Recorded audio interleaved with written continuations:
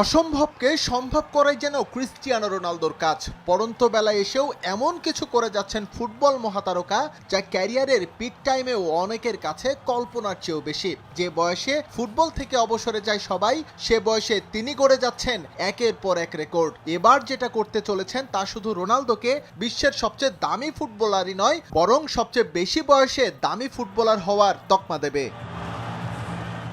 পারিশ্রমিকের record বই তছনছ করে 2023 সালে আল নাসরে যোগ দেন ক্রিস্টিয়ানো রোনালদো। চলতি মৌসুম শেষেই সৌদি প্রো লিগের ক্লাবটির সঙ্গে সম্পর্ক শেষ হবে তার। বাজারে ফিসফাস আলোচনা, রোনালদো কি সৌদি আরবেই থাকছেন নাকি নতুন ঠিকানায় পাড়ি জমাবেন। যদিও বিভিন্ন সময় বিশ্বের অন্যতম সেরা ইঙ্গিত দিয়েছেন মধ্যপ্রাচ্যে ভালো আছেন তিনি, তার এই ইচ্ছাই এবার আনুষ্ঠানিক রূপ পেতে চলেছে।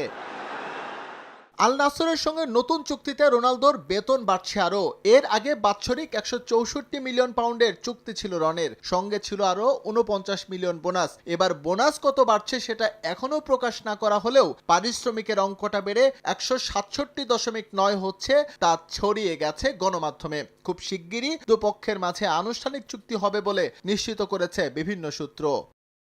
নতুন চুক্তিতে প্রতিদিন রোনালদো পকেটে ঢোকাবেন 4,19,800 পাউন্ড। সপ্তাহ প্রতি অঙ্কটা গিয়ে দাঁড়াবে 3.19 মিলিয়ন পাউন্ডে।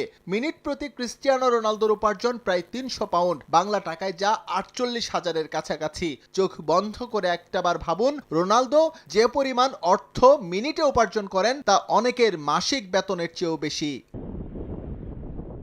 সৌদি আরবে আসলেই দারুণ সময় কাটছে রোনালদোর। আল নাসর সফলতা না পেলেও ব্যক্তিগত নৈপুণ্যে রনের ধারে কাছে কেউ নেই। কদিন আগেই গ্লোব সকার অ্যাওয়ার্ডে বর্ষসেরা মধ্যপ্রাচ্যের ফুটবলার নির্বাচিত হয়েছেন পর্তুগিজ বরপুত্র। সৌদি আরবে তার প্রোফাইলটাও বেশ সমৃদ্ধ। 84 ম্যাচে 75 গোল করে তিনি ছুটছেন 1000তম গোলের মাইল ফলক স্পর্শ করতে। এস এম ইকবাল, সময় সংবাদ।